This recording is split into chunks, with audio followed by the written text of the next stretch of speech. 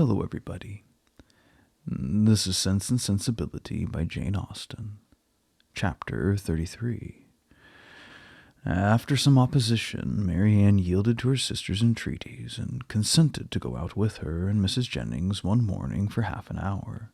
She expressly conditioned, however, for paying no visits, and would do no more than accompany them to Gray's in Sackville Street, where Eleanor was carrying on a negotiation for the exchange of a few old-fashioned jewels of her mother. When they stopped at the door, Mrs. Jennings recollected that there was a lady at the other end of the street on whom she ought to call, and as she had no business at Gray's, it was resolved that while her young friends transacted theirs, she should pay her visit and return to them. On ascending the stairs, the Miss Dashwoods found so many people before them in the room that there was not a person at liberty to attend to their orders, and they were obliged to wait. All that could be done was to sit down at the end of the counter, which seemed to promise the quickest succession. One gentleman only was standing there, and it's probable that Eleanor was not without hope of exciting his politeness to a quicker dispatch. But the correctness of his eye and the delicacy of his taste proved to be beyond his politeness. He was giving orders for a toothpick case for himself, and till its size, shape, and ornaments were determined, all of which, after examining and debating for a quarter of an hour over every toothpick case in the shop, were finally arranged by his own inventive fancy. He had no leisure to bestow any other attention on the two ladies than what was comprised in 3 or 4 very broad stares, a kind of notice which served to imprint on Eleanor the remembrance of a person and face of strong, natural, sterling insignificance, though adorned in the first style of fashion. Mary Ann was spared from the troublesome feelings of contempt and resentment on this impertinent examination of their features, and on the puppyism of his manner in deciding on all the different horrors of the different toothpick cases presented to his inspection, by remaining unconscious of it all, for she was as well able to collect her thoughts within herself and be as ignorant of what was passing around her in Mr. Gray's shop as in her own bedroom. At last the affair was decided. The ivory, the gold, and the pearls all received their appointment, and the gentleman, having named the last day on which his existence could be continued without the possession of the toothpick case, drew on his gloves with leisurely care, and bestowing another glance on the Miss Dashwoods, but such a one as seemed rather to demand than express admiration, walked off with a happy air of real conceit and affected indifference. Eleanor lost no time in bringing her business forward, and was on the point of concluding it when another gentleman presented himself at her side. She turned her eyes towards his face and found him with some surprise to be her brother. Their affection and pleasure in meeting was just enough to make a very creditable appearance in Mr. Gray's shop. John Dashwood was really far from being sorry to see his sisters again. It rather gave them satisfaction, and his inquiries after their mother were respectful and attentive. Eleanor found that he and Fanny had been in town 2 days.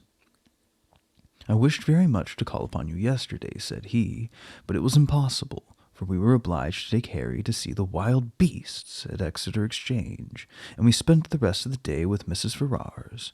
Harry was vastly pleased. This morning I had fully intended to call on you if I could possibly find a spare half-hour, but one has always so much to do on first coming to town. I'm come here to bespeak Fanny a seal, but tomorrow I think I shall certainly be able to call in Berkeley Street and be introduced to your friend Mrs. Jennings. I understand she's a woman of very good fortune, and the Middletons, too. You must introduce me to them. As my mother-in-law's relations, I shall be happy to show them every respect. They are excellent neighbors to you in the country, I understand." "Excellent indeed. Their attention to our comfort, their friendliness in every particular, is more than I can express." "I am extremely glad to hear it, upon my word. Extremely glad indeed. But so it ought to be. They are people of large fortune. They are related to you, and every civility and accommodation that can serve to make your situation pleasant might be reasonably expected. And so you are most comfortably settled in your little cottage, and want for nothing. Edward brought us a most charming account of the place, the most complete thing of its kind, he said, that ever was, and you all seemed to enjoy it beyond anything. It was a great satisfaction to us to hear it, I assure you. Eleanor did feel a little ashamed of her brother, and was not sorry to be spared the necessity of answering him by the arrival of Mrs. Jennings' servant, who came to tell her that his mistress waited for them at the door. Mr. Dashwood attended them downstairs, was introduced to Mrs. Jennings at the door of her carriage, and, repeating his hope of being able to call on them the next day, took leave. His visit was duly paid. He came with a pretense of an apology from their sister-in-law for not coming too, but she was very much engaged with her mother, and really had no time for leisure for going anywhere. Mrs. Jennings, however, assured him directly that she should not stand upon ceremony, for they were all cousins, or something like that, and she should certainly wait on Mrs. John Dashwood very soon, and bring her sisters to see her. His manners to them, though calm, were perfectly kind. To Mrs. Jennings most attentively civil, and on Colonel Brandon's coming in soon after himself, he eyed him with a curiosity which seemed to say that he only wanted to know him to be rich, to be equally civil to him. After staying with them half an hour, he asked Eleanor to walk with him to Conduit Street and introduce him to Sir John and Lady Middleton. The weather was remarkably fine, and she readily consented. As soon as they were out of the house, his inquiries began. Who is Colonel Brandon? Is he a man of fortune? Yes, he has a very good property in Dorsetshire. Well, I'm glad of it. He seems a most gentlemanlike man, and I think, Eleanor, I may congratulate you on the prospect of a very respectable establishment in life. Me, brother? What do you mean? Oh, he likes you. I observed him narrowly, and am convinced of it. What is the amount of his fortune? I believe about 2,000 a year. 2,000 a year? And then working himself up to a pitch of enthusiastic generosity, he added, Eleanor, I wish with all my heart it were twice as much, for your sake. Indeed, I believe you, replied Eleanor, but I'm very sure that Colonel Brandon has not the smallest wish of marrying me. You're mistaken, Eleanor, you're very much mistaken. A very little trouble on your side secures him. Besides, just at present he may be undecided. The smallness of your fortune may make him hang back. His friends may all advise him against it, but some of those little attentions and encouragements which ladies can so easily give will fix him, in spite of himself, and there can be no reason why you should not try for him. It is not to be supposed that any prior attachment on your side. In short, you know, as to an attachment of that kind, it is quite out of the question, and the objections are insurmountable. You have too much sense not to see it, all that. Colonel Brandon must be the man, and no civility shall be wanting on my part to make him pleased with you and your family. It is a match that must give universal satisfaction. In short, it is a kind of thing that, lowering his voice to an important whisper, will be exceedingly welcome to all parties. Recollecting himself, however, he added, that is, I mean to say, your friends are all truly anxious to see you well settled. Fanny particularly, for she has your interest very much at heart, I assure you, and her mother, too, Mrs. Ferrars, a very good-natured woman. I'm sure it would give her great pleasure. She said as much the other day. Eleanor would not vouchsafe any answer. It would be something remarkable now, he continued, something droll, if Fanny should have a brother and I a sister settling at the same time, and it's not very unlikely. Is Mr. Edwards Ferrar, said Eleanor with resolution, going to be married?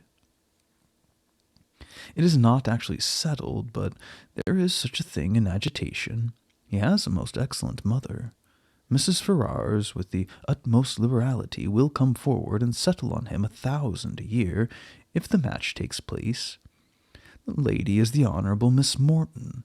only daughter of the late Lord Morton, with £30,000, a very desirable connection on both sides, and I have no doubt of its taking place in time. 1,000 a year is a great deal for a mother to give away, to make over forever. But Mrs. Ferrars has a noble spirit. To give you another insurance of her liberality, the other day, as soon as we came to town, aware that money could not be very plenty with us just now, she put banknotes into Fanny's hands to the amount of £200, and extremely acceptable it is, for we must live at a great expense while we're here. He paused for her assent and compassion, and she forced herself to say, "Your expenses in town and country must certainly be considerable, but your income is a large one." "Not so large, I dare say, as many people suppose. I do not mean to complain, however. It is undoubtedly a comfortable one, and I hope will in time be better. The enclosure of Norland Common, now carrying on, is a most serious drain, and then I have made a little purchase within this half-year. East Kingham Farm. You must remember the place where old Gibson used to live. The land was so very desirable for me in every respect, so immediately adjoining my own property, that I felt it my duty to buy it. I could not have answered it to my conscience to let it fall into any other hands.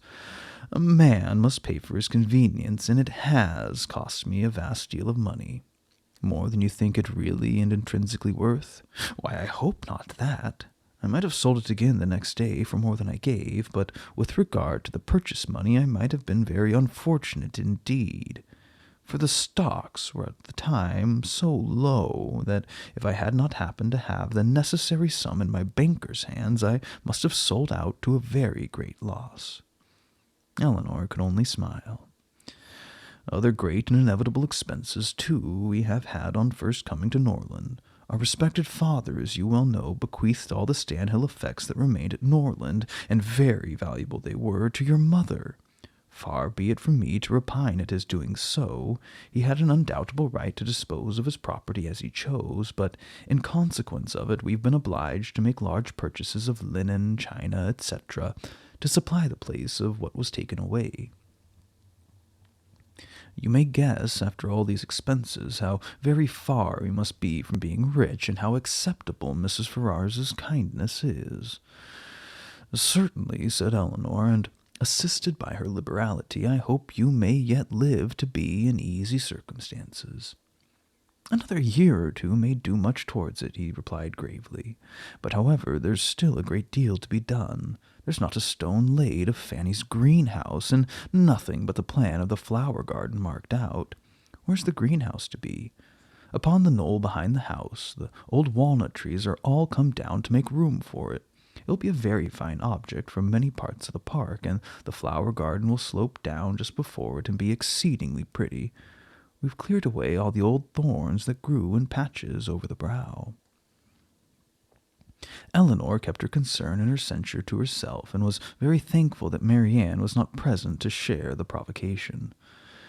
Having now said enough to make his poverty clear, and to do away the necessity of buying a pair of earrings for each of his sisters in the next visit to Gray's, his thoughts took a more cheerful turn, and he began to congratulate Eleanor on having such a friend as Mrs. Jennings. She seems the most valuable woman indeed.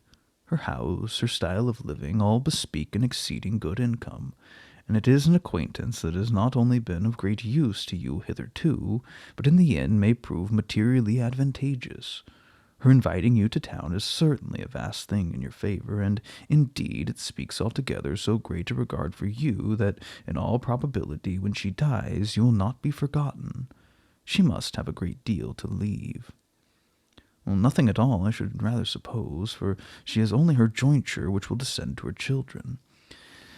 But it's not to be imagined that she lives up to her income. Few people of common prudence do that, and whatever she saves she will be able to dispose of. And do you not think it more likely that she should leave it to her daughters than to us?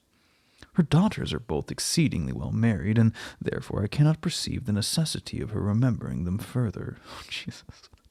Whereas in my opinion, by her taking so much notice of you and treating you in this kind of way, she's given you a sort of claim on her future consideration, which a conscientious woman would not disregard.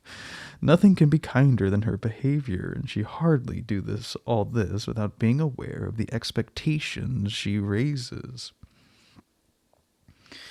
But she raises none in the most concerned. Indeed, brother, your anxiety for our welfare and prosperity carries you too far. Why, to be sure, said he, seeming to recollect himself, people have very little in their power. But my dear Eleanor, what is the matter with Mary Ann? She looks very unwell, has lost her color, and has grown quite thin. Is she ill? She's not well. She's had a nervous complaint on her for several weeks. I'm sorry for that. At her time of life, anything of an illness destroys the bloom forever. Hers has been a very short one. She has as handsome a girl last September as I ever saw, and as likely to attract the men. There was something in her style of beauty to please them particularly. I remember Fanny used to say that she would marry sooner and better than you did. Not but what she is exceeding fond of you, but so it happened to strike her. She will be mistaken, however. I question whether Marianne now will marry a man worth more than, 500 or 600 a year, at the utmost, and I'm very much deceived if you do not do better. Dorsetshire? I know very little of Dorsetshire, but my dear Eleanor, I shall be exceedingly glad to know more of it, and I think I can answer for your having Fanny and myself among the earliest and best pleased of your visitors. Eleanor tried very seriously to convince him that there was no likelihood of her marrying Colonel Brandon, but it was an expectation of too much pleasure to himself to be relinquished, and he was really resolved on seeking an intimacy with the gentleman and promoting the marriage by every possible attention. He had just compunction enough for having done nothing for his sisters himself, to be exceedingly anxious that everybody else should do a great deal. And an offer from Colonel Brandon or a legacy from Mrs. Jennings was the easiest means of atoning for his own neglect. They were lucky enough to find Lady Middleton at home, and Sir John came in before their visit ended. Abundance of civilities passed on all sides. Sir John was ready to like anybody, and though Mr. Dashwood did not seem to know much about horses, he soon set him down as a very good-natured fellow, while Lady Middleton saw enough of fashion in his appearance to think his acquaintance worth having, and Mr. Dashwood went away delighted with both. I shall have a charming account to carry to Fanny, said he, as he walked back with his sister. Lady Middleton is really a most elegant woman. Such a woman as I am sure Fanny will be glad to know, and Mrs. Jennings too, an exceedingly well-behaved woman, though not so elegant as her daughter. Your sister need not have any scruple even of visiting her, which, to say the truth, has been a little the case, and very naturally, for we only knew that Mrs. Jennings was the widow of a man who had got all his money in a low way, and Fanny and Mrs. Ferrars were both strongly prepossessed that neither she nor her daughters were such kind of women as Fanny would like to associate with, but now I can carry her a most satisfactory account of both.